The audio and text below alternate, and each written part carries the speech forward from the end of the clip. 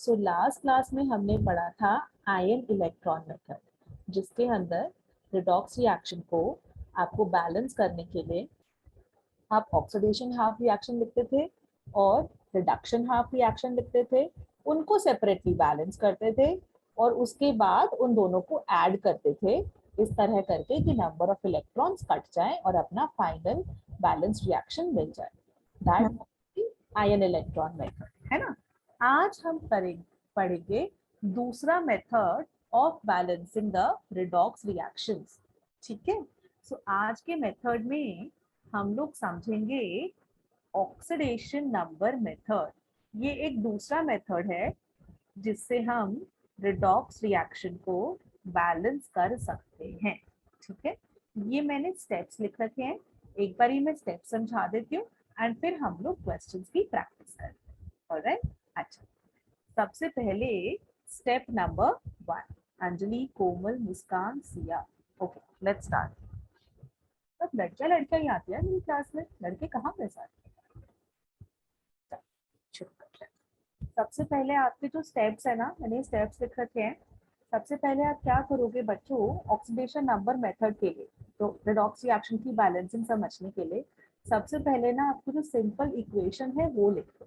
Right the skeletal equation. Skeletal equation का मतलब ये कि जैसे हमारे पास ये वाला रिएक्शन है, मैंने बोला कि बेटा इसको बैलेंस करो, तो आपने कुछ नहीं किया, सिंपली ये वाला रिएक्शन इस तरह कर कर लिख दिया। मैंने इसी रिएक्शन को बैलेंस करने को कहा था, तो इसको हम स्केलेटल इक्वेशन कहते हैं।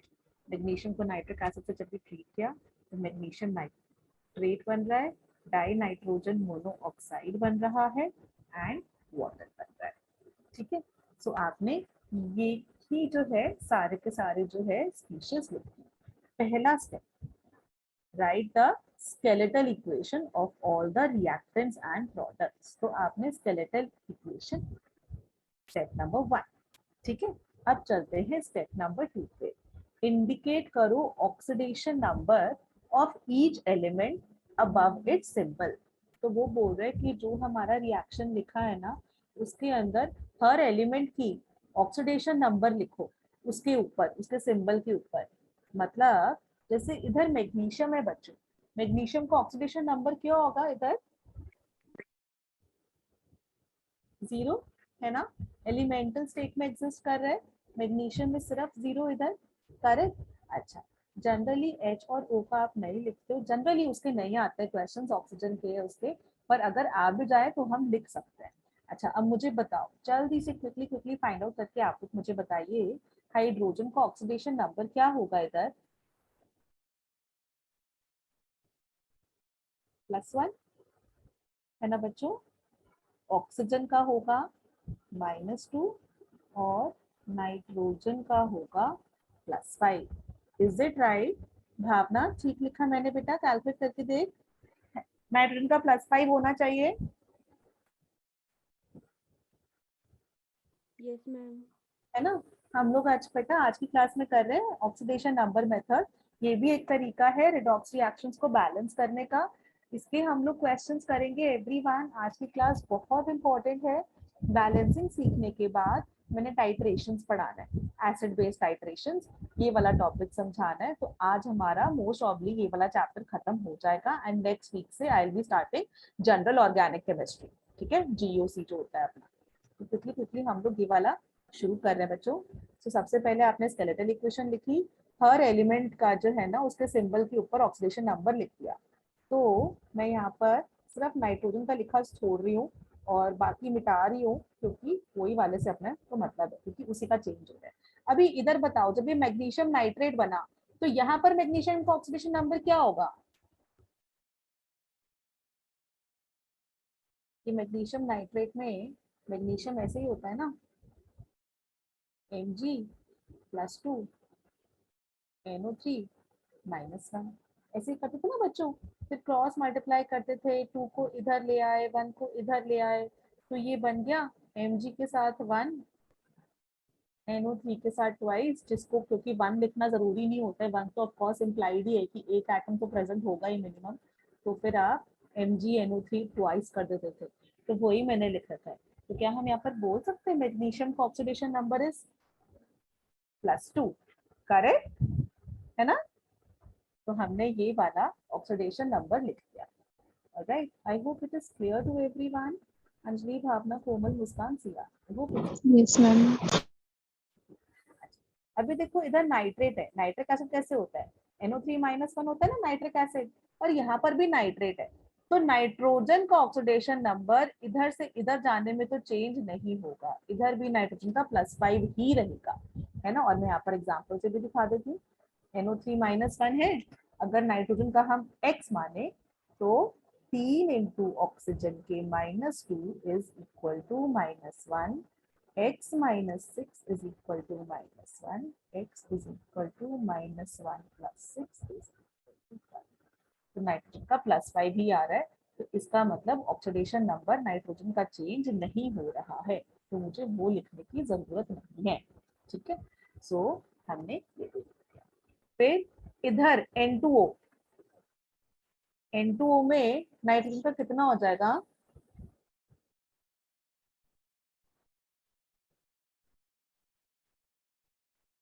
नाइट्रोजन का इधर +1 आ रहा है, ऑक्सीजन का -2 ही है, और वाटर के अंदर H का +1 होगा -2, तो वो अपना सेम ही रह रहा है। ठीक है, सो हमने इस तरीके से जो स्टेप नंबर 2 था, स्टेप नंबर 1 था कि स्केलेटल इक्वेशन लिखो, स्टेप नंबर 2 था कि हर एलिमेंट का ऑक्सीडेशन नंबर लिख दो उसके सिंबल के ऊपर, तो हमने स्टेप नंबर 2 भी लिख दिया। अब third step, calculate increase or decrease in oxidation number and identify oxidizing agent and reducing agent। तो इसका क्या मतलब है? अब वो ये कह रहे हैं कि कितना ऑक्सीडेशन नंबर इंक्रीज हो रहा है, जैसे एन फैक्टर नहीं निकालते थे हम कि मैग्नीशियम का 0 से +2 जा रहा है तो 2 का इंक्रीज हो रहा है, या कितने का डिक्रीज हो रहा है, इंक्रीज कितना हो रहा है, डिक्रीज कितना हो रहा है ऑक्सीडेशन नंबर। तो वो आप चेक करोगे, आपको आइडेंटिफाई करना है ऑक्सीडाइजिंग एजेंट और रिड्यूसिंग एजेंट। अब यही वाले को जो हमने लिखा था ना, उसको मैं नेक्स्ट पेज पे लिखती हूँ दोबारा से ना। So let me write down the equation once again, Mg plus HNO3, हमको इस इक्वेशन को बैलेंस करना है, magnesium nitrate plus N2O plus water. Okay, ये 0, यहाँ मैग्नीशियम का +2, नाइट्रोजन का +5, और इधर नाइट्रोजन का +1।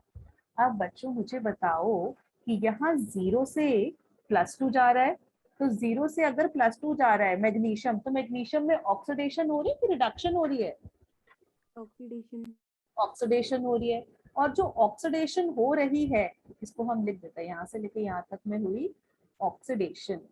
ठीक है, और ऑक्सीडेशन हो रही जो है, तो ये ऑक्सीडेशन नंबर इंक्रीज कितना हो रहा है, फाइनल माइनस इनिशियल करते हैं, 2 - 0 इज इक्वल टू 2, है ना? मॉड वैल्यू लिखी है। अच्छा, और नाइट्रोजन, देखो यहाँ पर नाइट्रोजन +5 से +5 में रह रहे हैं, तो आप इसको कंसीडर नहीं करोगे। आप किसको कंसीडर करोगे? यहाँ पर +5 से +1 पे जा रहा है, तो यहाँ पर ऑक्सीडेशन हो रही है कि रिडक्शन? रिडक्शन। रिडक्शन हो रही है, वेरी गुड। और ये जो बच्चों रिडक्शन हो रही है, चेंज इन ऑक्सीडेशन नंबर कितना होगा? 1 से 5, तो हम फाइनल, हाँ 4 है ना, तो 1 में से 5 माइनस किया, फाइनल माइनस इनिशियल करते हैं, तो बेसिकली 4 आ गया। बट यहाँ पर ना 2 एटम्स है और इधर एक ही है, तो हमको 2 के लिए चेंज लिखना होगा, इसलिए आप 8 का लिखोगे। Got it? Change in oxidation number इधर के केस में 2, इधर के केस में 8, क्योंकि 2 एटम्स है ना नाइट्रोजन के, तो +5 से +1 गया, फिर एक और +5 से +1 जाना पड़ेगा, तभी बनेगा वो। ठीक है, तो change in oxidation number is 8। तो स्टेप नंबर 3 भी आपने कर लिया। कैलकुलेट करना है इंक्रीज इन ऑक्सीडेशन नंबर और डिक्रीज इन ऑक्सीडेशन नंबर। अच्छा, आइडेंटिफाई कर दो फटाफट से oxidizing agent and reducing agent.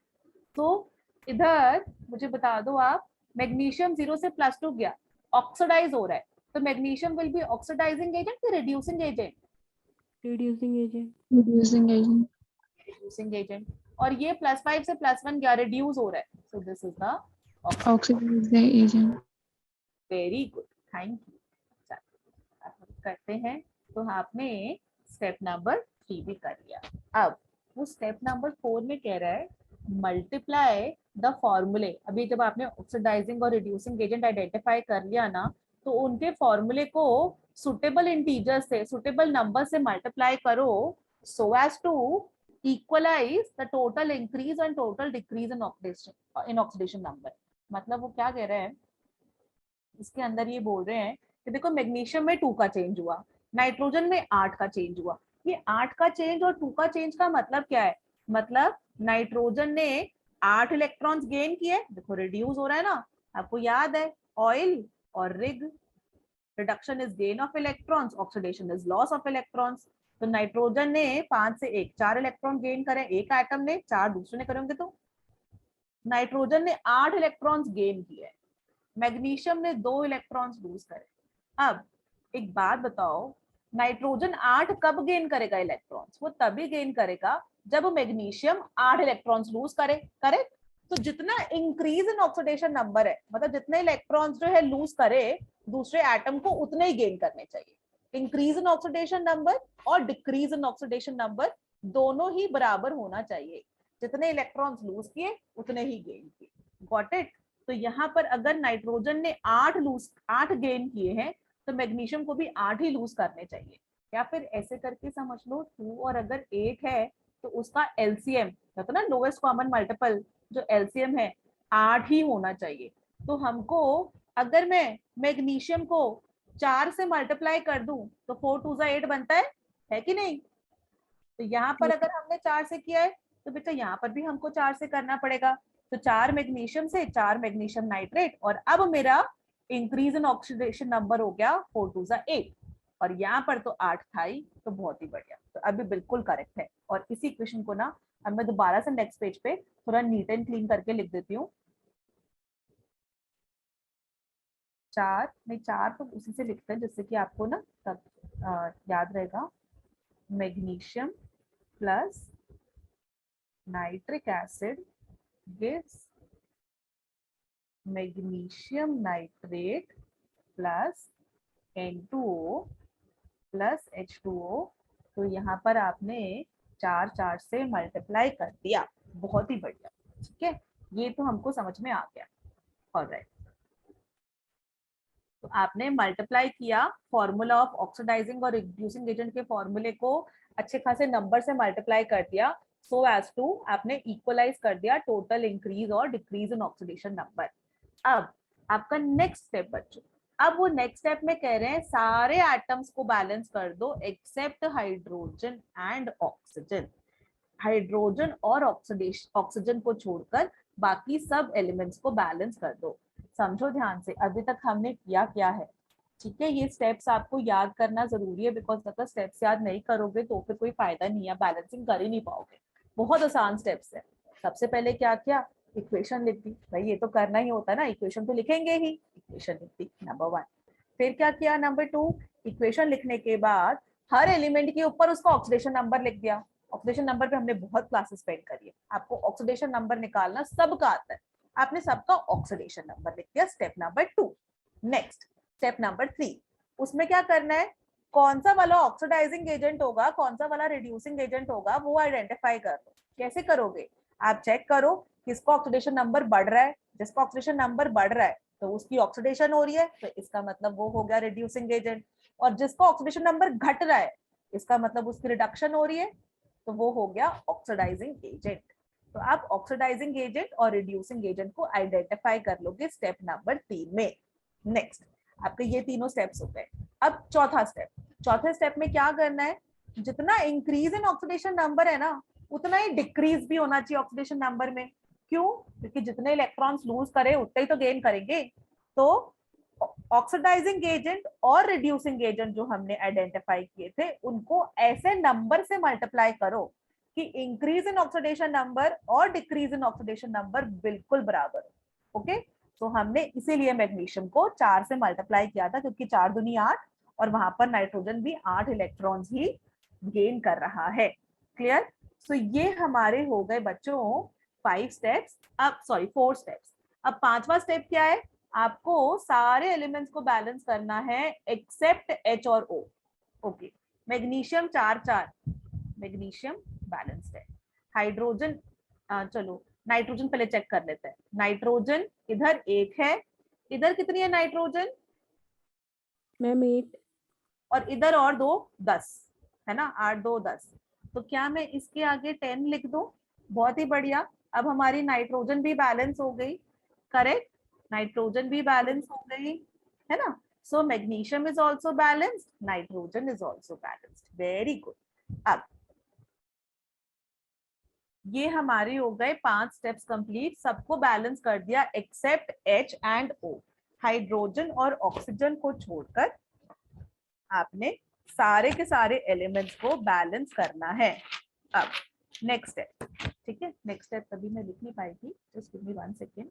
So 6th step आपको ऑलरेडी आता है, क्योंकि हमने 6 स्टेप जो है ना सेम है जो हमने पिछली वाली क्लास में आयन इलेक्ट्रॉन मेथड के लिए किया था।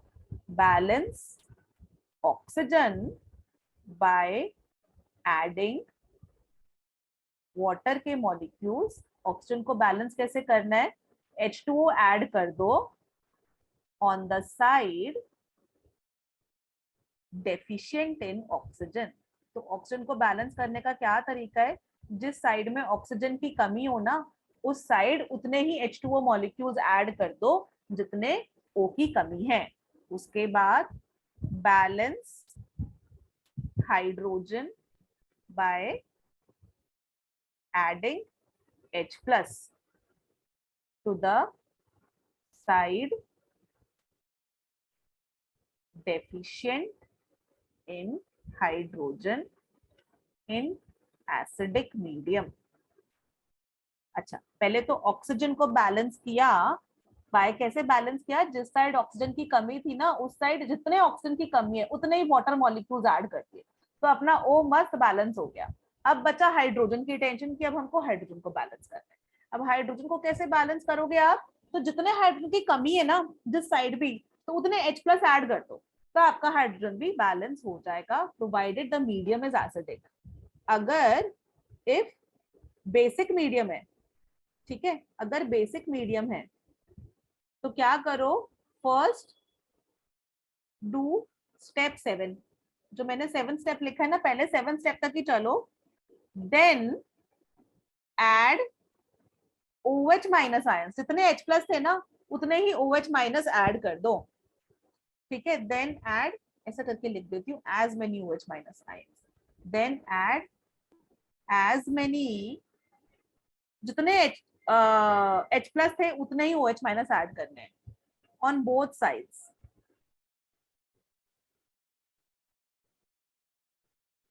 As the number of H plus ions on one side। ठीक है, तो वो क्या बोल रहे हैं, पहले तो ऑक्सीजन को बैलेंस करो, कैसे, जिस साइड जितने H2 वाटर जितने ऑक्सीजन की कमी हो ना उतने H2O ऐड कर दो आप सबसे पहले। उसके बाद हाइड्रोजन को कैसे बैलेंस करोगे आप, जितने हाइड्रोजन की कमी हो जिस साइड भी उतने H प्लस आयंस ऐड कर दो, अगर मीडियम एसिडिक है तो, और हमारा वहीं पर बैलेंसिंग खत्म हो जाएगी। अगर मीडियम बेसिक हो तब क्या करोगे, तो पहला वाला स्टेप तो करो ही, ठीक है, H प्लस के लिए। उसके बाद जितना आपके H प्लस ऐड किए थे ना, अगर लेट्स से एक साइड पर 4 H प्लस ऐड किए थे तो दोनों side 4 OH minus ions add कर दो। अभी मैं यही वाले स्टेप सारे के सारे सिखा रही हूँ। जो बच्चे लेट से ज्वाइन किए, नो कौन लेट से ज्वाइन किया मुझे पता भी नहीं चलता। तो बच्चों हम लोग कर रहे हैं balancing of redox reactions oxidation number method, ठीक है। ये वाला मेथड जो है ना एक ही बारी में हो जाता है, एक ही बारी में, मतलब बड़ा आसान होता है कि एक बारी में कंप्लीट हो जाता है। जैसे पिछले वाले मेथड के अंदर क्या था ना, ऑक्सीडेशन हाफ को अलग से बैलेंस करते थे, रिडक्शन हाफ को अलग से बैलेंस करते थे, फिर दोनों को ऐड करते थे। इसमें एक बारी में ही काम खत्म हो जाता है, ठीक है। अच्छा चलो लिखते हैं अब। तो सबसे पहले इसके अंदर बच्चों हमारा मैग्नीशियम भी बैलेंस हो चुका, नाइट्रोजन भी बैलेंस हो चुका है, ठीक है, यहाँ तक वी आर डन। अब जो बच्चे लेट से ज्वाइन कर रहे हैं उनको एक बार फिर से पूरा का पूरा एक्सप्लेन कर दूंगी, ओके, डोंट वरी। उसके बाद हमको ऑक्सीजन बैलेंस करना है, तो भावना मुझे जल्दी से हेल्प करके बता, कि रिएक्टेंट साइड कितनी ऑक्सीजन है बेटा 30 और प्रोडक्ट साइड इधर कितनी होगी 3 2 जा 6 4 जा 24 24 +1 +1 तो यहाँ 26 है ना। yes तो इसका मतलब यहाँ तो कम है। ओके तो इसको मिटा देते हैं। तो राइट साइड हमारी कमी है। तो उन्होंने बोला ऑक्सीजन को बैलेंस करने का क्या तरीका है ना, जितने ऑक्सीजन कम हो उतने आप जो है वाटर मॉलिक्यूल्स ऐड कर दो। तो फिर यहाँ पर 30 है, यहाँ पर कितना है 24 और 1 25। तो ऐसा करती हूँ इसके आगे 5 लगा देती हूँ एंड अपना ऑक्सीजन बैलेंस हो गया। अब इधर भी 3 ऑक्सीजन हो गए है ना। 10 3 30 4 3 12 2 24 25 + 5। मैं 5 यहाँ भी लगा सकती थी लेकिन वो गलत हो जाता क्योंकि ऑक्सीजन को बैलेंस करने के लिए हमको H2O ऐड करना है। अब यहाँ पर बाई चांस उन्होंने ऑलरेडी H2O लिख रखा है तो बहुत ही बढ़िया, तो हम उसको ऐसे करके कर देते हैं। तो अब हमारा ऑक्सीजन इज ऑल्सो बैलेंस्ड। अब चेक करते हैं हाइड्रोजन को। यहाँ है 10 हाइड्रोजन और यहाँ कितने हैं, अरे वाह यहाँ पर भी 10 हाइड्रोजन। तो हाइड्रोजन हो गया self balanced. Hydrogen is self balanced. I hope ये सबको समझ में आया हो एक एक स्टेप के साथ। अब मैं यही वाला रिएक्शन क्विकली क्योंकि मुझे तो स्टेप्स याद है ना, तो मैं आपके सामने दोबारा से सॉल्व कर रही हूँ। ओके देखना ध्यान से। तो पहले मैंने यहाँ पर लिख दी स्केलेटल इक्वेशन Mg + HNO3 सारे के सारे स्टेप्स तो जो बच्चे लेट से ज्वाइन किए। मैग्नीशियम नाइट्रेट बना है प्लस N2O। ठीक है तो मैंने सारे के सारे स्टेप्स ऐसे कर वो लिख रही हूँ साथ साथ। सबसे पहले क्या किया स्केलेटल इक्वेशन लिखो। ये है अपना स्टेप 1। तो हमने इक्वेशन लिखी। स्केलेटल इक्वेशन का मतलब होता है सिंबल्स के फॉर्म में इक्वेशन को लिखना। ओके कंफ्यूज नहीं होना कि स्केलेटल इक्वेशन क्या है। अरे फॉर्मूले के टर्म पे पूरा पूरा रिएक्शन लिख देते हैं, इसी को बोलते हैं स्केलेटल इक्वेशन और कुछ। अब स्टेप नंबर 1 हो गया।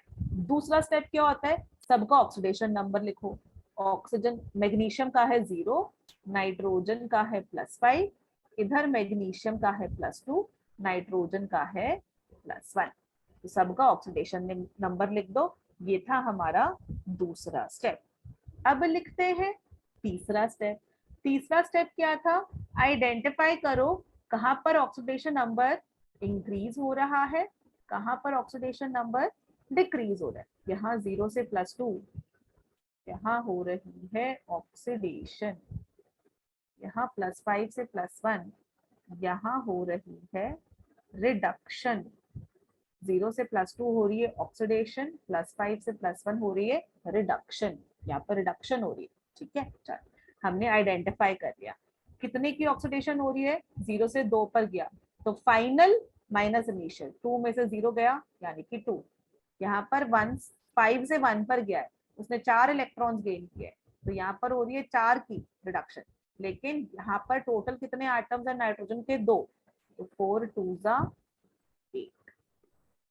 तो यहाँ पर 2 की हो रही है चेंज इन ऑक्सीडेशन नंबर, यहाँ पर 8 का हो रहा है चेंज इन ऑक्सीडेशन नंबर। कर लिया हमने आइडेंटिफाई। अब ऑक्सीडाइजिंग एजेंट और रिड्यूसिंग एजेंट बता दो। इधर मैग्नीशियम 0 से +2 जा रहा है, 2 इलेक्ट्रॉन्स लूज कर रहा है, ऑक्सीडेशन नंबर इंक्रीज हो रहा है। So this is the reduction agent, reducing agent. Thank you. और +5 से +1 जा रहा है, यहाँ रिडक्शन हो रही है, so this is the oxidizing agent है ना। चल थैंक यू। अब उन्होंने बोला रिड्यूसिंग एजेंट और ऑक्सीडाइजिंग एजेंट को ना सुटेबल नंबर से, कुछ ऐसे नंबर से मल्टीप्लाई करो कि जितना ऑक्सीडेशन नंबर इंक्रीज हो उतना ही ऑक्सीडेशन नंबर डिक्रीज भी हो। ठीक है तो यहाँ पर 2 है, यहाँ 8 है, 2 और 8 में 8 होता ना एलसीएम। तो अगर हम इसको 4 से मल्टीप्लाई कर दें, यहाँ पर भी 4 यहाँ पर भी 4, तो एकदम बढ़िया होता है। तो बेसिकली इसको 4 किया तो यहाँ पर मैग्नीशियम को भी वापस 4 ही करना पड़ेगा, तो हो गया। अब सारे एलिमेंट्स को बैलेंस कर लो एक्सेप्ट H और O। तो मैग्नीशियम के 4 और 4 है बैलेंस्ड, नाइट्रोजन के इधर 1 है, इधर है 4 2 8 प्लस 2 10, तो नाइट्रोजन के 10 कर दिए, तो मैग्नीशियम भी बैलेंस, नाइट्रोजन भी बैलेंस। नेक्स्ट ऑक्सीजन को बैलेंस करो, इधर है ऑक्सीजन 10 3 30, इधर कितना है 3 2 6 4 24 प्लस 1 25, यहाँ पर 30 ऑक्सीजन, यहाँ 25 ऑक्सीजन। तो क्या करते हैं, ऐसा करते हैं इधर 5 ऐड करते हैं, ऑक्सीजन को बैलेंस कैसे करते हैं, पानी ऐड कर दो उतना ही जितना ऑक्सीजन की कमी है। अब चेक करो किसको, हाइड्रोजन को, यहाँ पर 10 हाइड्रोजन 10 हाइड्रोजन, ऑक्सीजन भी बैलेंस्ड, हाइड्रोजन भी बैलेंस्ड, काम खत्म। क्लियर, सबको समझ में आया? नेक्स्ट क्वेश्चन पे चले। ये था अपना एसिडिक मीडियम का, अगर बेसिक मीडियम होगा ना तो कहानी थोड़ी चेंज हो जाएगी, उसके भी एग्जांपल करते हैं अभी। ऑलराइट, मैं नेक्स्ट क्वेश्चन पे चल रही हूँ बच्चों, नोटेड डाउन सबने कर लिया? Yes, ma'am. Yes. एक ना इससे मिलता जुलता क्वेश्चन देती हूँ, ओके? तो इससे मिलता जुलता वाला क्वेश्चन है question number 2, copper plus nitric acid. देखो सेम सेम सा है, थोड़ी सी चेंज करिए बस। कॉपर जब भी नाइट्रिक एसिड से रिएक्ट करता है तो फिर कॉपर नाइट्रेट बनता है प्लस NO2, तो वहां पे N2O था ना, यहाँ मैंने NO2 कर दिया, ठीक है? चलो इसको एक बार बैलेंस करने की कोशिश करो, 1-2 मिनट ट्राई करो, फिर मैं करती हूँ। चलो स्टेप नंबर 1, मैं थोड़ा थोड़ा शुरू करूँ,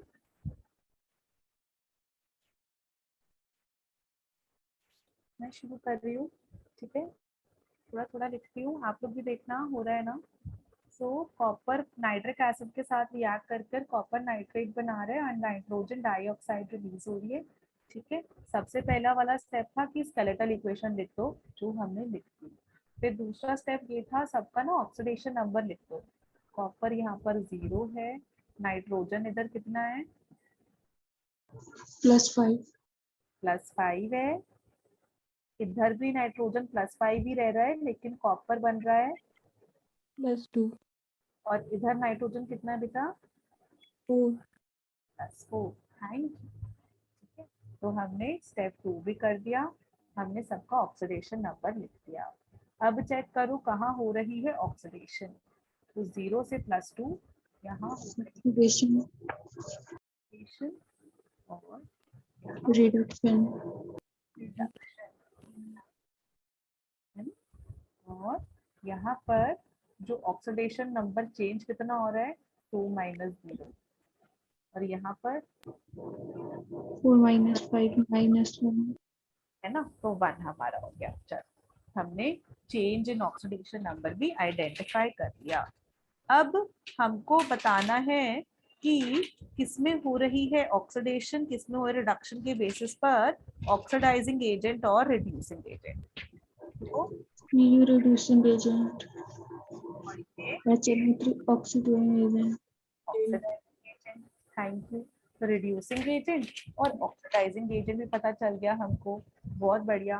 अब ऐसा करते हैं, बैलेंस करना है, यहाँ 2 का चेंज है और यहाँ 1 का ही चेंज है, तो अगर हम इसको 2 से मल्टीप्लाई करते हैं, है ना, सो अपना ये बैलेंस हो गया, वेरी गुड। तो ऑक्सीडेशन नंबर को हमने बैलेंस कर दिया।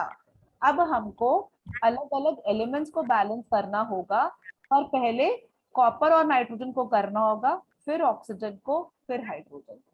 चलो Yes, ma'am. कॉपर तो बैलेंस्ड है, इधर भी एक इधर भी एक, बहुत बढ़िया, कॉपर बैलेंस। चलो नाइट्रोजन को चेक करते हैं, इधर 2 और 4, Yes. Yes, ma'am. जगह ना हम लोग ऐसा करते हैं 2 को मिटाकर 4 कर देते हैं, क्योंकि उससे कोई फर्क नहीं पड़ता, मतलब अभी ऑक्सीजन नंबर को हम लोग बैलेंस कर चुके हैं। Yes, ma'am. ये हो गया, ये हो गया। अच्छा, उसके बाद नाइट्रोजन भी बैलेंस्ड। अब ऑक्सीजन को चेक करते हैं, इधर है 4 3 12, इधर है 3 2 6 और +4 10, यहाँ पर 12 है और यहाँ पर 6 + 4 10 है, तो यहाँ पर H2. H2, thank you. तो ऑक्सीजन भी बैलेंस हो गई।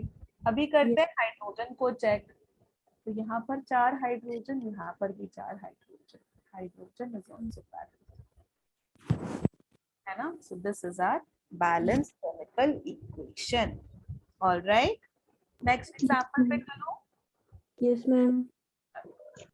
एग्जाम्पल आई होप सबको समझ में आ गए बच्चों. किसी को नहीं समझ में आया तो प्लीज स्पीक अप. ओके. सो अब थोड़ा सा इसको टेढ़ा करते हैं. MnO2 plus HCl gives. अच्छा यहाँ पर ना एसिडिक मीडियम डायरेक्टली पता चल रहा है क्योंकि नाइट्रिक एसिड था या हाइड्रोक्लोरिक एसिड है. बेसिक मीडियम को मैं अलग से बता दूंगी कि इसके अंदर बेसिक मीडियम वाला लगाना है. MnCl2 बना प्लस क्लोरीन बना प्लस वाटर. ठीक है. चलो इसको ट्राई करो. Yes, ma'am.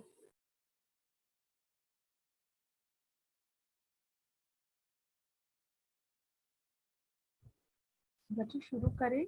You want 2 more minutes?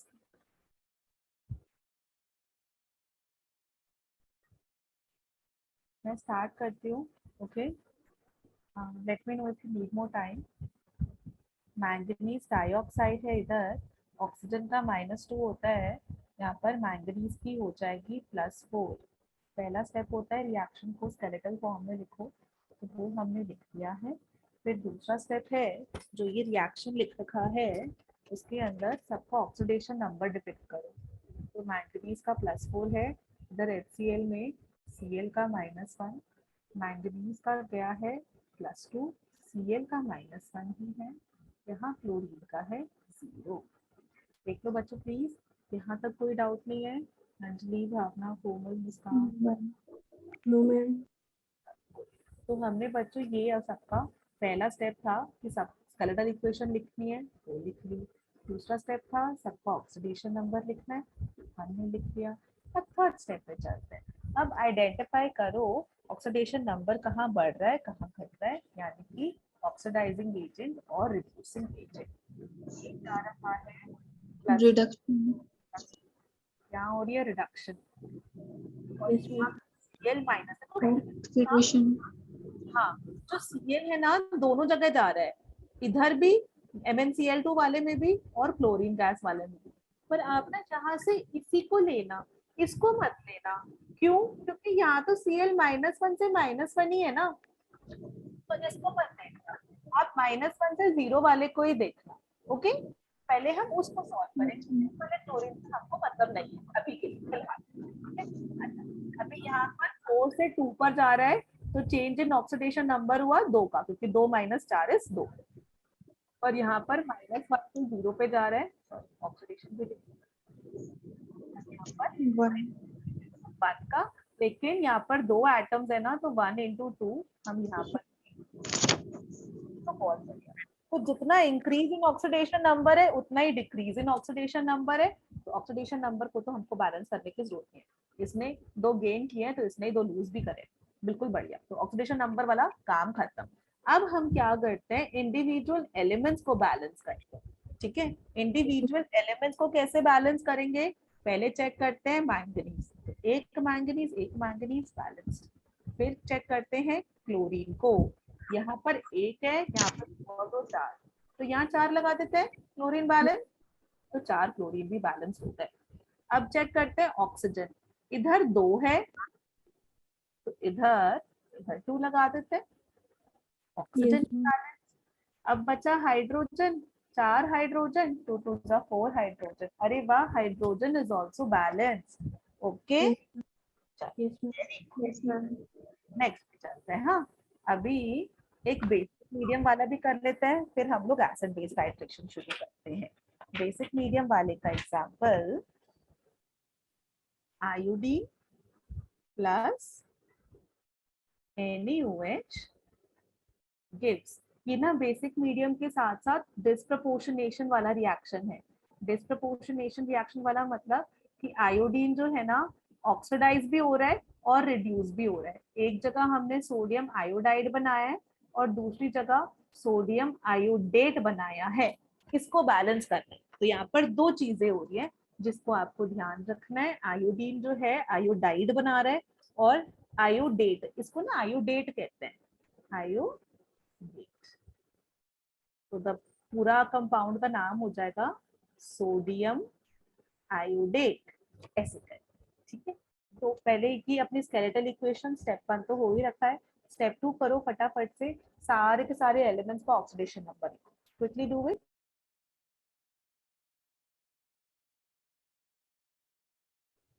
I start the reaction, हाँ, क्योंकि मुझे एसिड बेस साइटेशन भी कराना है बच्चों, मैं शुरू कर रही हूँ।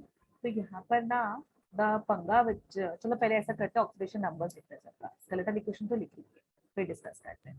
तो आयोडीन का बोलो बेटा इधर, 0 में बोलो, मैम 1 -1 और इस वाले में +5, है ना। ऑक्सीजन तो -2 का -2 ही रहता है, इधर भी ऑक्सीजन -2 ही रहता है, सोडियम हमेशा +1 ही होता है, सोडियम इधर +1, ठीक है। मतलब आयोडीन का 0 से -1 भी हो रहा है और 0 से +5 भी हो रहा है। तो जब भी इस तरह के डिस्प्रपोर्शनेशन रिएक्शन हो ना, आप क्या करो, ये जो आयोडीन है ना, उसको खुद ही ऐसे करके लिख लो बच्चों, I2 + I2। मेरी इच्छा, मेरे को लिखने का मन है 2 बार ही लिख सकता है, क्योंकि एक वाला मॉलिक्यूल से रिडक्शन होगी, एक वाले मॉलिक्यूल से ऑक्सीडेशन होगी, तो हमको बैलेंस करना आसान हो जाता है। Plus gives NaI plus NaIC, ठीक है, ऐसे करके लिख लिया हमने। अब बहुत आसान हो गया, तो यहाँ भी 0 लिख लो, यहाँ भी 0 लिख लो, यहाँ पर -1, यहाँ पर +5। आई होप ये चीज सबको समझ में आई हो, वो -1 और +5 कैसे है, अगर नहीं हो तो प्लीज सीखा। चलो अब इसको सॉल्व करते हैं, हाँ बेसिक मीडियम हमको ध्यान रखना है। आयोडीन जा रहा है 0 से -1, 0 से -1 का मतलब हुआ रिडक्शन, Yes. और चेंज कितना है 1 माइनस, तो 1 का लेकिन इंटू 2, Yes, है ना। ma'am. तो ये हो गया बच्चों 2, वेरी गुड। और यहाँ पर क्या है 0 से +5, तो 5 0 से प्लस ऑक्सीडेशन, और 5 में से 0 गए तो 5 2, यानी कि ये हो गया 10। तो इधर 2 का है, इधर 10 का है, बहुत बढ़िया। तो ये तो अपना हो गया चेंज इन ऑक्सीडेशन, हमने कैलकुलेट कर दिया। यहाँ 2 का चेंज है, यहाँ 10 का चेंज है, अरे यहाँ पर जो है 10 इलेक्ट्रॉन्स लूज हो रहे हैं, तो ये 2 क्यों गेन करेगा, इसको 10 गेन करवाओ। तो क्या करेंगे, इसको 2 और 10 का एलसीएम लेंगे, वो 10 आता है, तो क्या हम इसको 5 और 5 से मल्टीप्लाई कर दें, इजी हो जाएगा ना, करेक्ट। Yes, ma'am. तो ठीक है, इसको अगर हम 5 से मल्टीप्लाई करेंगे तो 5I2, ये तो ऐसे ही रहेगा, और इधर वाला भी 5, ये दोनों जगह फिर अपना अब बढ़िया है, ठीक है ना। तो अब मैं इसी इक्वेशन को ना इस तरह करके लिख देती हूँ, 5 और ये है ना, इसको 6 आयोडीन करके लिख देते हैं, अलग अलग तो अच्छा तो नहीं लग रहा है ना। अब हम उसको ठीक करके लिख देते हैं, 6 iodine plus NaOH gives 5 NaI plus NaIO3। चलो अब सॉल्व करते हैं, ठीक है। तो अब सबसे पहले करते हैं, ऐसा करते हैं, किसको करें पहले सॉल्व, चलो पहले ऐसा करते हैं, सोडियम को करते हैं, ठीक है।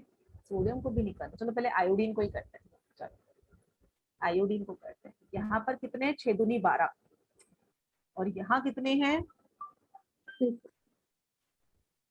अच्छा, तो यहाँ पर तो है 6 दूनी 12, ठीक है, और यहाँ पर है 5 और एक 6, तो आयोडीन तो बैलेंस नहीं है। ऐसा करते चलो सोडियम को भी देखते हैं, यहाँ पर आयोडीन लिखे थे 12, उधर लिखे थे, कुछ कुछ तो हमें दिख रहा है, ठीक है, कुछ कुछ तो 12 6 2 12, कुछ कुछ तो हमें दिख रहा है, ठीक है, पर अभी कंफर्म नहीं है, ठीक है। सोडियम को देखते हैं, वहां पर कितने हैं 5 और एक 6 सोडियम है वहां पर, और यहाँ पर कितने हैं सोडियम, कुछ कुछ 1. 6 2 12 1 6, कुछ कुछ तो हमें दिख रहा है। अच्छा, अब क्या करें क्या करें, अभी हमको समझ में नहीं आ रहा है। ऐसा करते हैं, लेट्स ट्राई 6 आयोडीन है, 6 आयोडीन, सॉरी 6 2 12 आयोडीन है, तो यहाँ पर भी मुझे 12 आयोडीन करने हैं और इसको भी बैलेंस करना है। तो मैंने क्या किया, कैसे करूं बताओ, 6 2 12, ठीक है, आयोडीन के साथ साथ मुझे सोडियम को भी बैलेंस करना है। तो हमने यहाँ पर क्या करेंगे, ऐसा करते हैं, आयोडीन को बैलेंस करने की कोशिश करते हैं। तो जो पुराना वाला 5 लिखा था वो तो याद है, उसको हटा सकते हैं।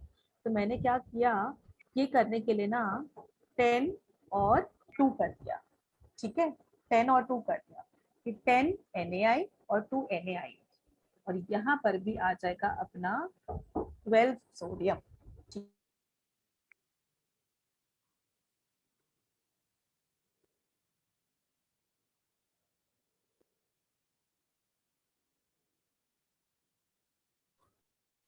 ये समझ में आया? मैंने क्या किया, सिंपली यहाँ पर मेरे पास, एक बार मैं तुमको बच्चों एक और बारी समझाती हूँ, थोड़ा सा शायद हो सकता है किसी बच्चे को कंफ्यूजिंग हो, एक और तरीके से समझाती हूँ, ठीक है, रुको एक और बारी लिखती हूँ, just give me one second. इसके अंदर ये वाली हमारी इक्वेशन थी, यहाँ तक बच्चों सबको समझ में आया था? 5 आयोडीन किया और किया, है ना?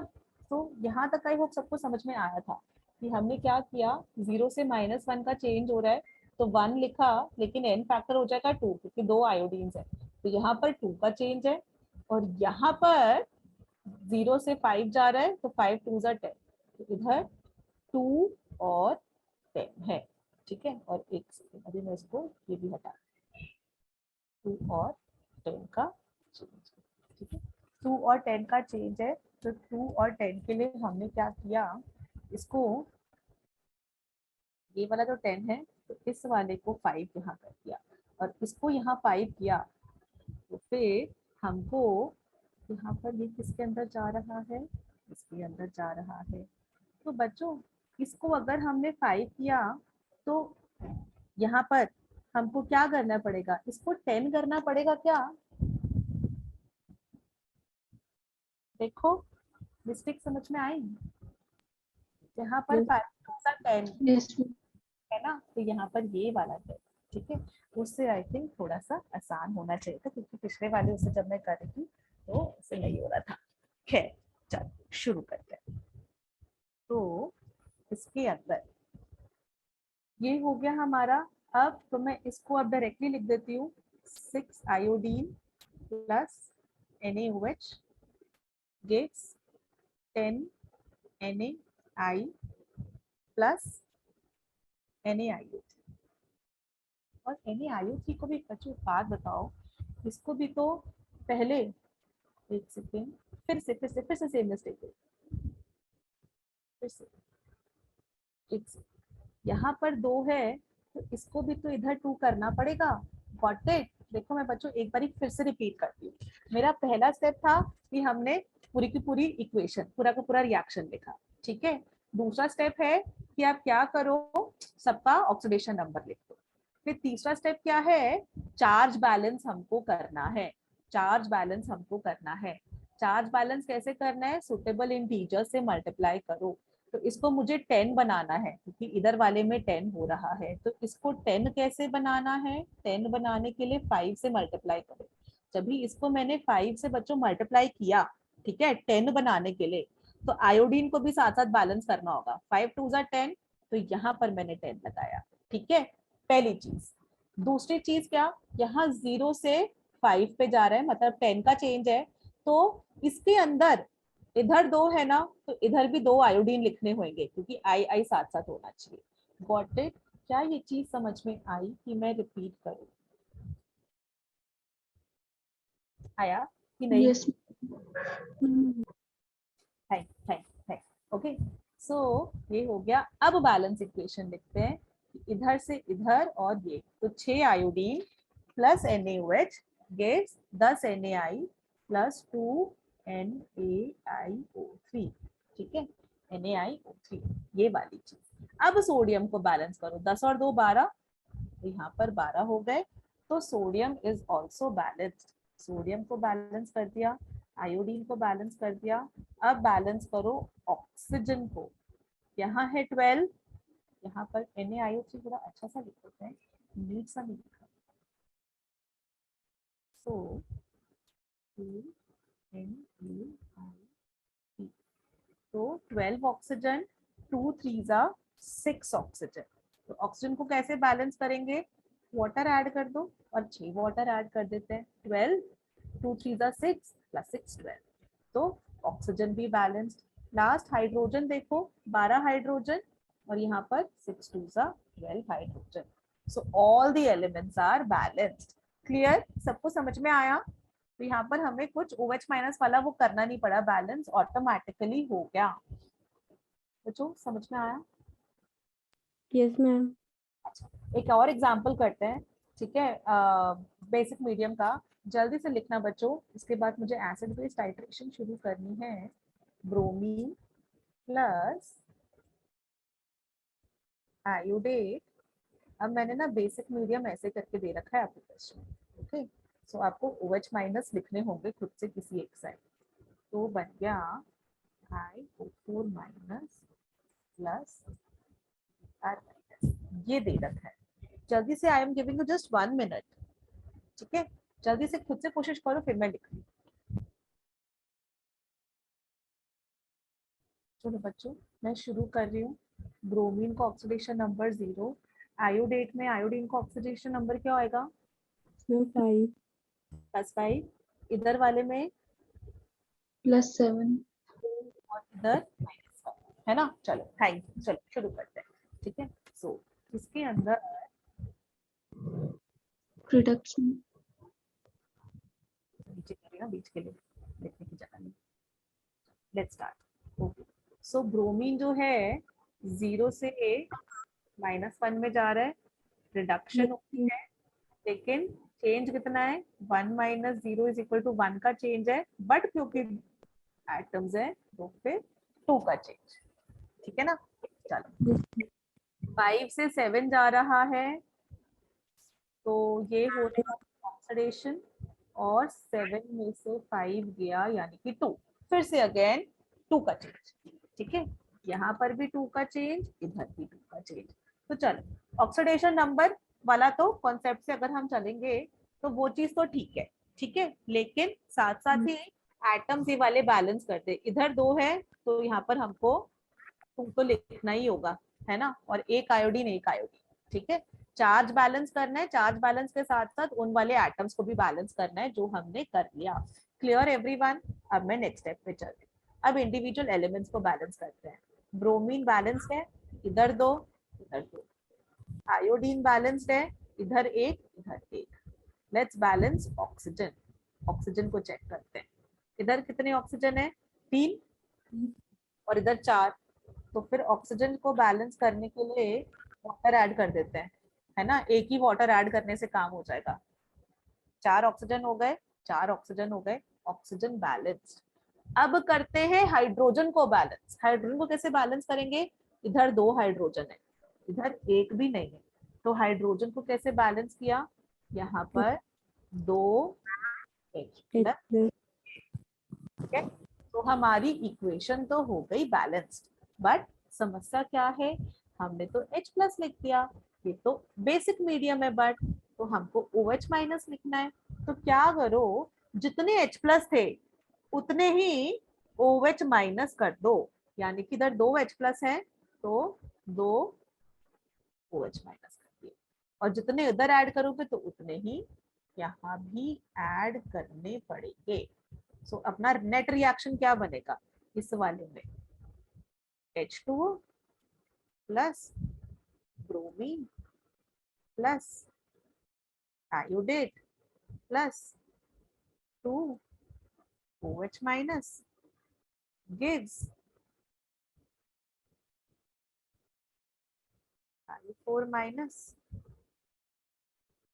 2 Br माइनस. और 2 H प्लस और 2 OH माइनस मिलकर बना देते हैं वाटर. ठीक है, तो ये अपना बन गया फाइनल इक्वेशन. लेकिन इधर भी वाटर है, इधर भी वाटर है. तो वाटर को इसका मतलब हमें एक ही साइड लिखना होगा. तो final reaction will be bromine plus IO3 minus plus 2 OH minus gives IO4 minus plus 2 Br minus. और इधर 2 है इधर 1 है तो इसको हम यहाँ ले गए माइनस करके. तो यहाँ पर हो गया 8 H2O. This is our final balanced equation. I hope it's clear everyone. Yes, ma'am.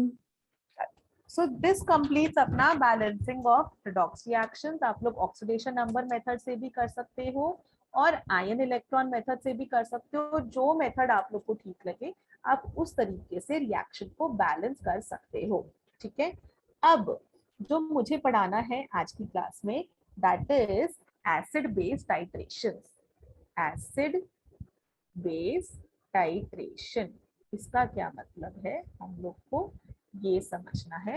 Acid base titration किस प्रकार होती है। ठीक है, इसके अंदर हम लोग क्या करते हैं, टाइट्रेशन होता है। सबसे पहले टाइट्रेशन का क्या मीनिंग होता है। टाइट्रेशन का मीनिंग क्या होता है, टाइट्रेशन का मतलब ये होता है हम लोग क्या करते हैं, मेरे पास ना कोई टेस्ट ट्यूब है, ठीक है, उसके अंदर ना एक ऐसे करके समझो। So I have this test tube, ठीक है, ये मेरी टेस्ट ट्यूब है, इसके अंदर हाइड्रोक्लोरिक एसिड है। ठीक है, तो मैं इसकी वॉल्यूम तो जान ही लूंगी, मैं इसको मेजरिंग सिलेंडर में डालूंगी और सिलेंडर में डालकर मुझे पता चल जाएगा कि ये 4 ml है, 5 ml है, 10 ml है। तो मुझे हाइड्रोक्लोरिक एसिड तो पता चल गया, बट मेरे को ये जानना है कि इसकी कॉन्सेंट्रेशन क्या है। कॉन्सेंट्रेशन मतलब इसकी मोलैरिटी, इसकी नॉर्मेलिटी, वो चीज मेरे को समझनी है। गॉट इट, वो चीज मैं जानना चाहती हूँ, मुझे फाइंड आउट करनी है कि इसकी कॉन्सेंट्रेशन क्या है, मोलैरिटी क्या है, नॉर्मेलिटी क्या है। तो उसके लिए हम लोग पढ़ते हैं टाइट्रेशन। टाइट्रेशन समझ में आया बच्चों, titration word, acid base titration हम लोग उसके लिए पढ़ते हैं। और टाइट्रेशन जो होता है ना, तो एक सेकेंड,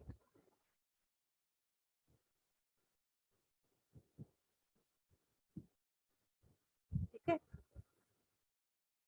अनुमापन करना। टाइट्रेशन का जो हिंदी मीनिंग होता है वो होता है अनुमापन करना। ठीक है, तो हमें कॉन्सेंट्रेशन जाननी है, नॉर्मेलिटी मोलैरिटी जाननी है किसी भी कंपाउंड की, किसी भी सब्सटेंस की, तो उसके लिए हम लोग टाइट्रेशन करते हैं। सबसे पहले टाइट्रेशन के लिए एक ये वाली चीज समझना, नॉर्मेलिटी वाला कॉन्सेप्ट। मैंने कई बार ये वाली चीज बताई है, आज फिर से बता रही हूँ, ध्यान से देखना। लेट्स से मेरे पास सल्फ्यूरिक एसिड है और मैंने उसको NaOH से ट्रीट किया and it forms NaHSO4 and H2। ठीक है, या फिर ये भी फॉर्म कर सकता है या फिर वो ये भी फॉर्म कर सकता है ना, कोई भी लिख सकते हो रिएक्शन, कोई भी रिएक्शन, सबके लिए ये वाला कॉन्सेप्ट इज वैलिड। शायद आप ये वाला दिमाग में आया हो तो मैं ये वाला भी लिख देती हूँ, Na2SO4 + H2। ठीक है, ये वाला बाई चांस दिमाग में आया तो मैंने ये, दोनों के लिए अपना नॉर्मेलिटी वाला कॉन्सेप्ट वैलिड है। ठीक है, सो हुआ क्या, हमको ना जब भी मैं आपसे बोलूं कि बेटा मैंने 1 मोल NaOH लिया था, या 1 मोल का मतलब होता है 98 ग्राम सल्फ्यूरिक एसिड है ना, तो 98 ग्राम मैंने सल्फ्यूरिक एसिड लिया था, तो वो कितने NaOH से रिएक्ट करेगा। तो आप बोलोगे अच्छा रुको मैम, पहले मैं ना रिएक्शन को बैलेंस करती हूँ, पहले मैं रिएक्शन को बैलेंस करूंगी फिर बताऊंगी कि 1 मोल सल्फ्यूरिक एसिड को इस रिएक्शन को देखे, तो फिर तुम बोलोगे कि मैम यहाँ पर इसको बैलेंस करना होगा। इतनी देर से बैलेंसिंग कर रहे थे हमें ना, वही वाली चीज, यहाँ पर 2 सोडियम है, सॉरी इधर 2 सोडियम है, तो ऐसा करते हैं इधर 2 लगा देते हैं और मैम H2 बैलेंस हो गया, सल्फेट सल्फेट बैलेंस हो गया, 2 Na बैलेंस हो गया। ठीक है, तो अब अपना जो है इधर 4 हाइड्रोजन, इधर इधर भी 4 हाइड्रोजन, तो ये भी बैलेंस हो गया। सोडियम बैलेंस्ड है 2-2, SO4 ठीक है, 2 ऑक्सीजन और आ गए, बढ़िया। तो अभी इक्वेशन बैलेंस है, तो आप बोलोगे ma'am 1 mole sulphuric acid 2 mole sodium hydroxide के साथ रिएक्ट करता है तो form 1 mole sodium sulphate and 2 mole water. इस तरह कर रिएक्शन को आपने बैलेंस किया। बट ये वाला बैलेंस करने का तरीका ना तो अच्छा नहीं है, क्यों, बड़ी मेहनत लगती है। तो पहली बात ये, इतनी देर से भी हम लोग कर रहे हैं, बड़ी मेहनत लगती है, it is not that easy. इसमें एरर के चांसेस भी हैं, गड़बड़ी भी हो सकती है, और मतलब इतना अच्छा नहीं। तो हमने बोला ऐसा करते हैं ना, नंबर ऑफ मोल्स के टर्म्स में बात ही नहीं करते, हम लोग बात करते हैं ग्राम इक्विवेलेंस के टर्म्स में। तो आप बोलोगे 1 ग्राम इक्विवेलेंट सल्फ्यूरिक एसिड का रिएक्ट करेगा 1 ग्राम इक्विवेलेंट सोडियम हाइड्रोक्साइड के साथ, और वो फॉर्म करेगा 1 ग्राम इक्विवेलेंट सोडियम सल्फेट का एंड 1 ग्राम इक्विवेलेंट पानी का। ठीक है, नंबर ऑफ ग्राम इक्विवेलेंस जो है ना वो ऑलवेज ऑलवेज ऑलवेज इक्वल है।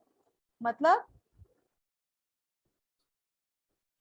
जैसे मोल्स को थे ना कि 1 मोल सल्फ्यूरिक एसिड 2 मोल NaOH के साथ रिएक्ट कर रहा है ना, 1 मोल सल्फ्यूरिक एसिड 2 मोल NaOH के साथ रिएक्ट कर रहा है, बट जो ग्राम इक्विवेलेंस है वो हमेशा बराबर होता है। 1 ग्राम इक्विवेलेंट सल्फ्यूरिक एसिड का 1 ग्राम NaOH के साथ ही रिएक्ट करता है, उसमें कोई दोराहे नहीं है, हमेशा number of gram equivalents are always equal.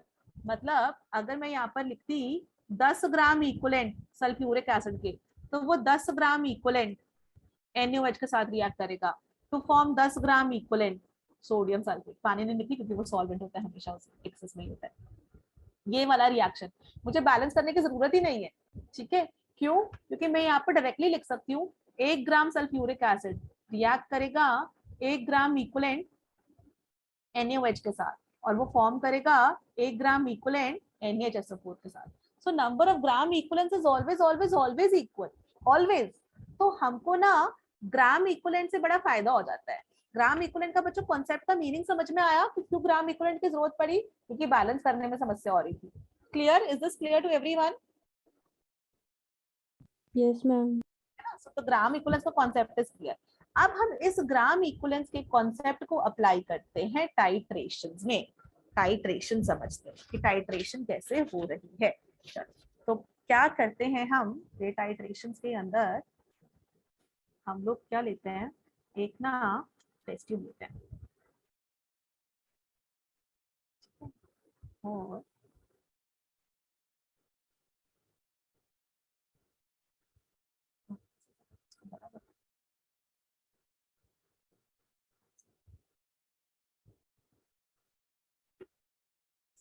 मैंने ना एक बीकर ले लिया, थोड़ा सा बड़ा बना हुआ, उसमें सारी चीजें डाल, एक बीकर है, ठीक है, उसमें कोई सब्सटेंस है, ठीक है। मुझे नहीं पता कौन सी जो सब्सटेंस है ना, हमें ये पता है कि जैसे हाइड्रोक्लोरिक एसिड है या जो भी है, हमें सब्सटेंस चीज पता है कि वो है कौन सी, हमें उसके बारे में जानना है, ठीक है।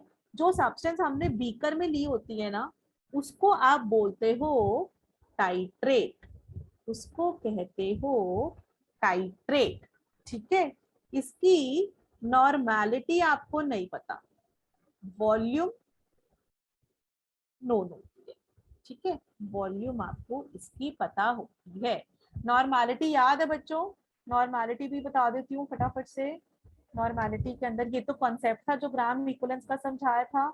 नॉर्मेलिटी वाले कॉन्सेप्ट के लिए इधर देखो फटाफट से, मोलैरिटी होता है moles upon volume of solution in litres, और साथ साथ ही मोल्स को आप लिखते थे mass of solute upon molar mass, ठीक है, मॉलिक्यूलर वेट। तो ये था मोलारिटी वाला टर्म।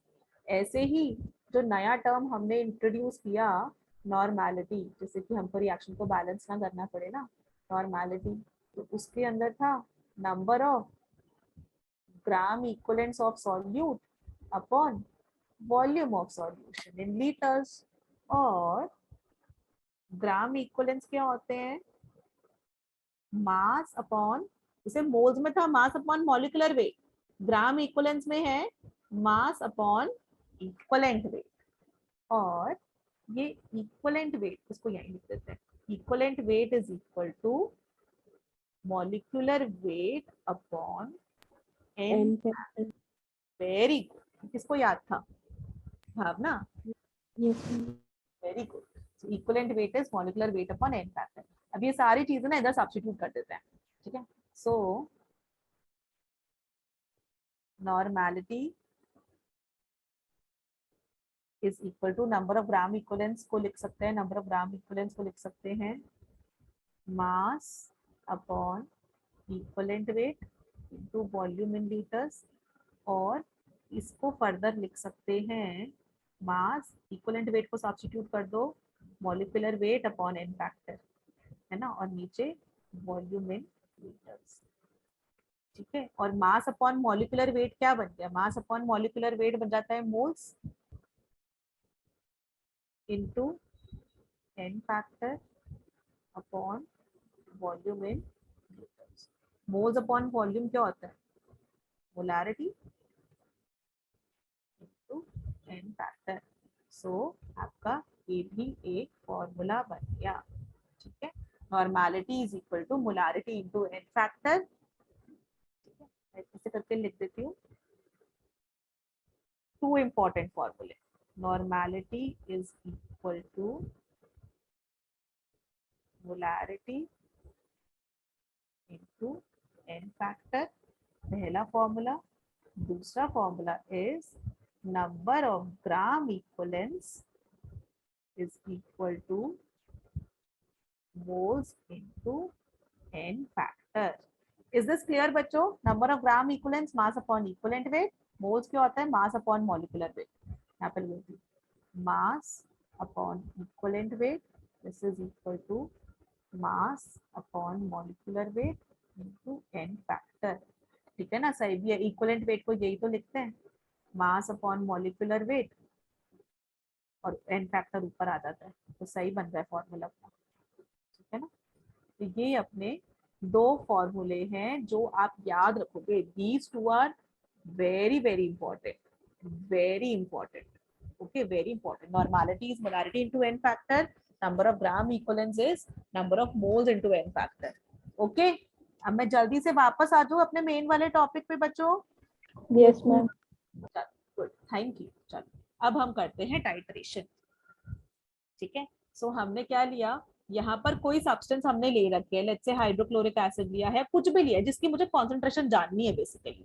तो जिसकी हमें कॉन्सेंट्रेशन जाननी होती है ना, उसको आप बोलते हो टाइट्रेट, उसको कहते हैं टाइट्रेट, ठीक है। उसकी नॉर्मेलिटी हमको नहीं पता है, वॉल्यूम हमको पता है। वॉल्यूम तो हमेशा नोन ही होती है ना, मेजरिंग सिलेंडर में डालो और नाप लो, है ना।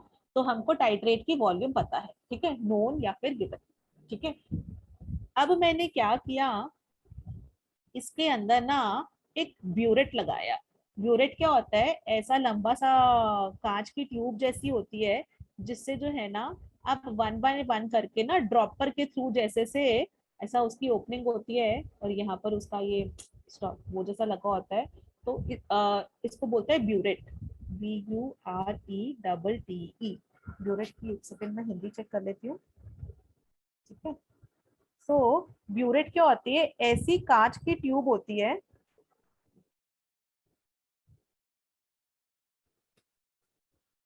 मतलब इसके ना नीचे एक ड्रॉपर, एक नल जैसा लगा होता है, जिसमें से ना जब मैं इसको खोलूंगी, यहाँ पर उसका जो है ना क्लैंप जैसा है जो या बटन जैसा है, जिससे मैं जो हूँ उसमें से जितनी मात्रा चाहूँ, जितनी वॉल्यूम चाहूँ, उतना मैं उसको गिरा सकती हूँ। तो यहाँ पर जो जो है ना हमने जो लिया होता है उसको बोलते हैं टाइट्रेंट, टाइट्रेंट, ठीक है।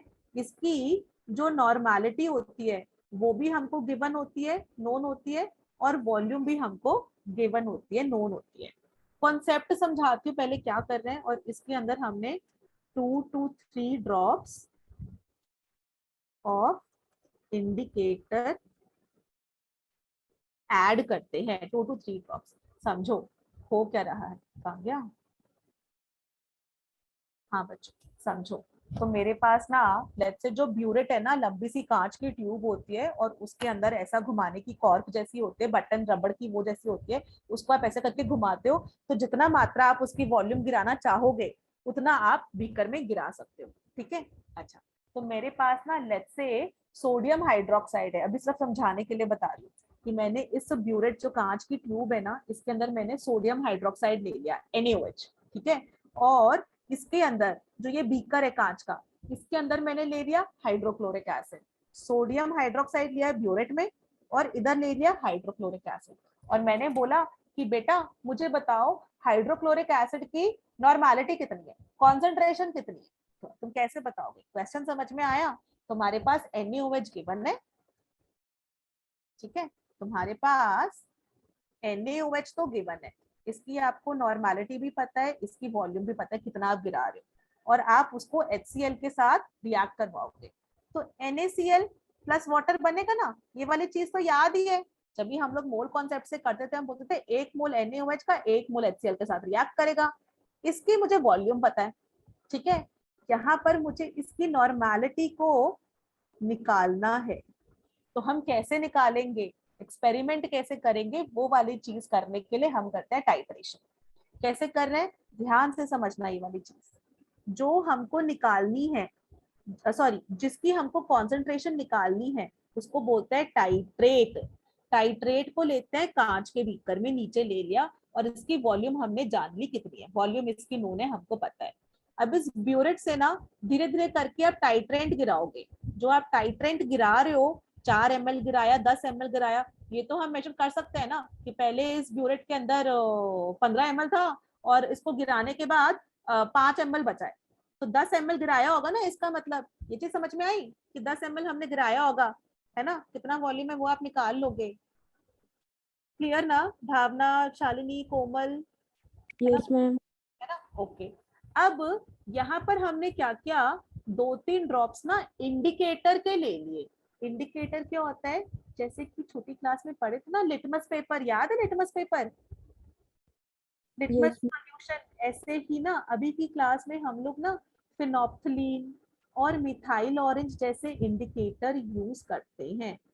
फिनोप्थलीन को लिखते हैं HPH, ऐसे करके लिख देते हैं। मिथाइल ऑरेंज को NeOH लिख देते हैं। अभी जो फिनोप्थलीन इंडिकेटर है ना, ये एसिडिक, नेक्स्ट पेज पे, जो फिनोप्थलीन इंडिकेटर होता है,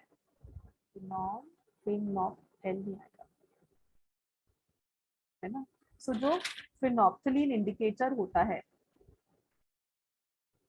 वो एसिडिक सॉल्यूशन में होता है कलरलेस, और बेसिक सॉल्यूशन में होता है पिंक कलर का। ऐसे ही जो मिथाइल ऑरेंज है वो भी एक इंडिकेटर है, ठीक है। This is a weak acid HPH, weak acid. Methyl orange is a weak base MEOH, ठीक है। ये एसिडिक सॉल्यूशन में येलो कलर का होता है, बेसिक में ऑरेंज कलर का होता है, ठीक है। अच्छा, तो मैंने क्या किया, यहाँ पर फिनोप्थलीन का इंडिकेटर डाल रखा है, ठीक है। फिनोप्थलीन अभी लेट्स से यहाँ पर ऐसे समझाने के लिए बोलूँ तो मैं बोलूंगी यहाँ पर HCl है लेट्स से, और यहाँ पर है NaOH, ठीक है। तो अभी अगर फिनोप्थलीन डाल रखा है, फिनोप्थलीन जो है एसिडिक सॉल्यूशन में क्या होता है, कलरलेस। तो अभी ना मेरा फिनोप्थलीन जो है कलरलेस है, ठीक है। सॉल्यूशन भी HCl का कलरलेस ही होता है, ठीक है। अच्छा, अब मैंने धीरे धीरे NaOH गिराया। अभी NaOH स्ट्रॉन्ग बेस है, ठीक है। तो टाइट्रेंट मैंने गिराया इस टाइट्रेट के अंदर, NaOH जाएगा और HCl से रिएक्ट करेगा। बहुत बढ़िया। लेट्स से यहाँ पर, लेट्स से अभी मुझे पता नहीं है HCl की नॉर्मेलिटी हमें निकालनी है। इसका एक मॉलिक्यूल NaOH का एक मॉलिक्यूल HCl से गिरा, पहली ड्रॉप गिरी, दूसरी ड्रॉप गिरी, तीसरी ड्रॉप गिरी। NaOH धीरे धीरे सारे के सारे HCl से रिएक्ट करता जाएगा, ठीक है। अंत में क्या हुआ कि सारा का सारा HCl खत्म हो गया, ठीक है। 10 मॉलिक्यूल्स थे लेट्स से HCl के, 10 के 10 खत्म हो गए। NaOH तो हम डालते जा रहे हैं, और अभी मेरा सोल्यूशन था कलरलेस जब तक HCl प्रेजेंट था। जैसे ही सारा HCl खत्म हो गया तो सोल्यूशन हो गया अभी खत्म, इधर NaCl बन गया, न्यूट्रल सोल्यूशन हो गया। आपने जैसे ही एक और NaOH डाला तो क्या होगा, सोल्यूशन बेसिक, और बेसिक के अंदर फिनोप्थलीन अपना कलर चेंज कर लेगा। फिनोप्थलीन अपना कलर चेंज कर लेगा तो सॉल्यूशन अब कलरलेस ना रहकर सॉल्यूशन हो जाएगा पिंक कलर का। तो उस पॉइंट पे जब मैंने एक और ड्रॉप ऑफ टाइट्रेंट डाली, ये टाइट्रेंट है, एक और ड्रॉप टाइट्रेंट की डाली और सॉल्यूशन ने अपना कलर चेंज कर लिया, उस पॉइंट को बोलते हैं इक्वलेंस पॉइंट।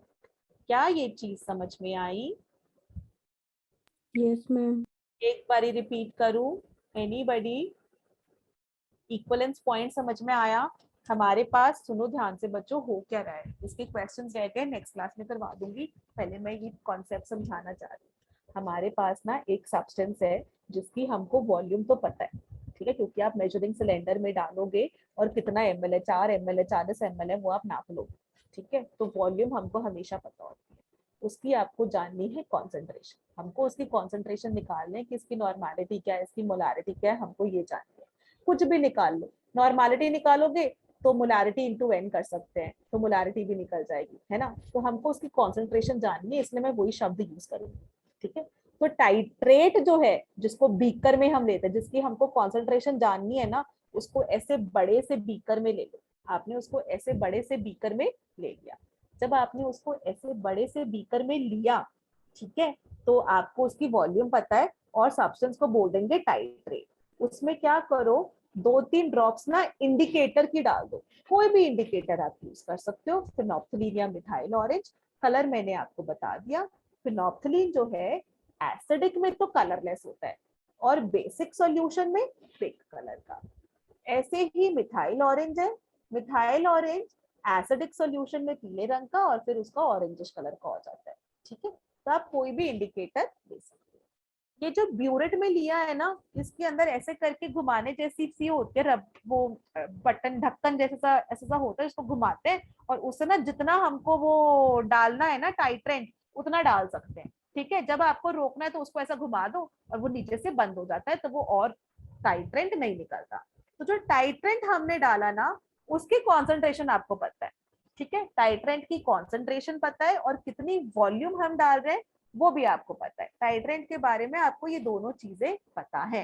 अब धीरे धीरे आपने टाइट्रेंट जिस ब्यूरेट में था वो ब्यूरेट को खोला, टाइट्रेंट की ड्रॉप बाय ड्रॉप टाइट्रेट में गिर रही है, पहली ड्रॉप गिरी, दूसरी ड्रॉप गिरी, तीसरी ड्रॉप गिरी, तो मस्त रिएक्शन चल रहा है, टाइट्रेंट अपना टाइट्रेट के साथ रिएक्ट कर रहा है, बहुत ही बढ़िया।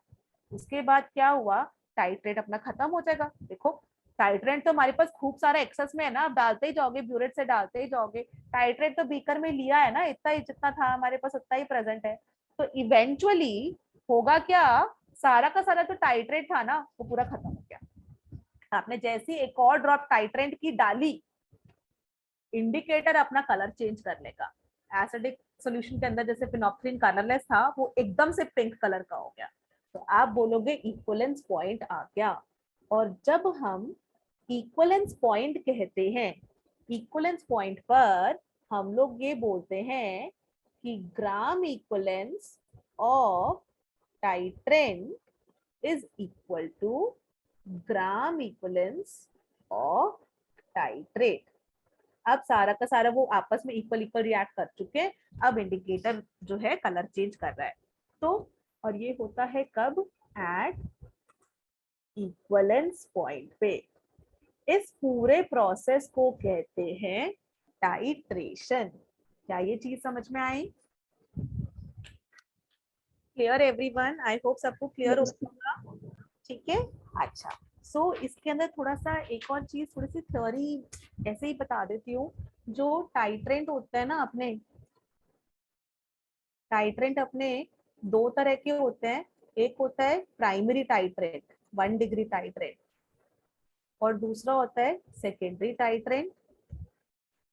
टाइट्रेंट वो वाले थे जिनकी हमको कॉन्सेंट्रेशन पता थी। तो प्राइमरी टाइट्रेंट जो होते हैं ना, वो वाले होते हैं जो कि वेरी वेरी प्योर होते हैं, हाँ वेरी वेरी प्योर, ठीक है। उनकी कॉन्सेंट्रेशन ना सेम रहती है ऑलवेज, कभी चेंज नहीं होती। ये बहुत कॉस्टली होते हैं, ठीक है। तो ये मतलब थोड़े से एक्सपेंसिव होते हैं, तो यूज करना हमको थोड़ा सा टफ होता है।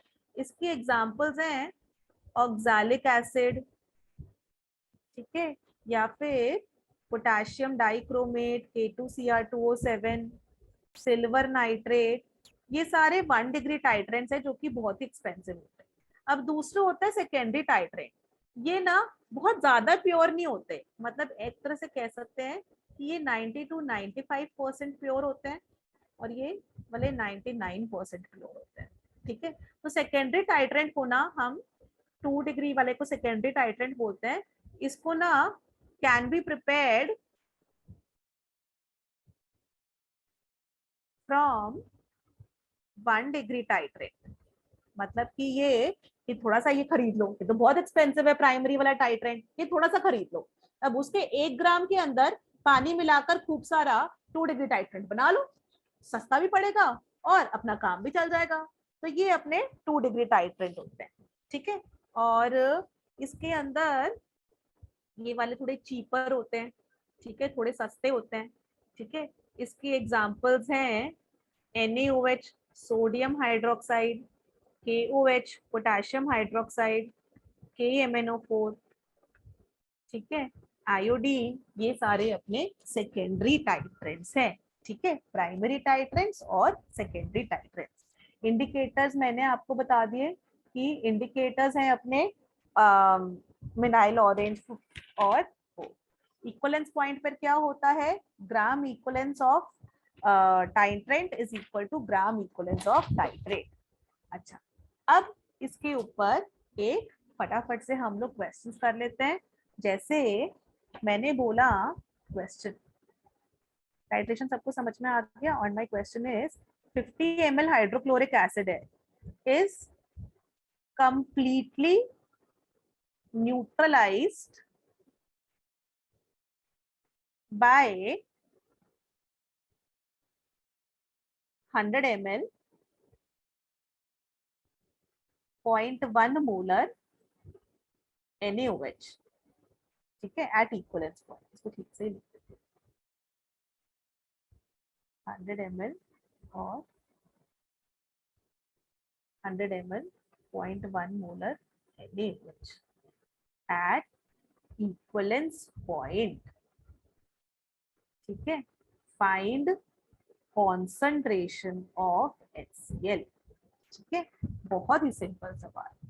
क्या कर रहे हैं इसके अंदर, उन्होंने बोला इक्वलेंस पॉइंट आ रहा है, इक्वलेंस पॉइंट पर क्या होता है, HCl के gram equivalence will be equal to NaOH के ग्राम इक्वलेंस। HCl की हमको कॉन्सेंट्रेशन निकालनी है, जिसकी कॉन्सेंट्रेशन निकालनी है उसको आप बोलते हो टाइट्रेट, और जिसकी कॉन्सेंट्रेशन आपको पता है सोडियम हाइड्रोक्साइड, उसकी कॉन्सेंट्रेशन पता है, उसको आप बोलते हो टाइट्रेंट, ठीक है। तो जब भी हम लोग ऐसे करके कर रहे हैं क्या बोलेंगे, gram equivalence of NaOH is equal to gram equivalence of HCl। इसको आप दो तरीके से कर सकते थे, एक बार तो पूरा रिएक्शन लिखकर कर सकते थे, अभी रिएक्शन की जगह आप ऐसे भी कर सकते हो, ठीक है। Gram equivalence of NaOH is equal to gram equivalence of HCl, और ग्राम इक्वलेंस क्या होता है, मोल्स इनटू n फैक्टर, और यहाँ पर भी this will be equal two moles into n factor, moles 1 n factor 1 moles 2 n factor 2, ठीक है। 1 2 कर लेते हैं, NaOH वाले को 2 2 मान लेते हैं। इसके मोल्स कितने होते हैं, मोल्स का फॉर्मूला क्या होता है, molarity into volume into n factor.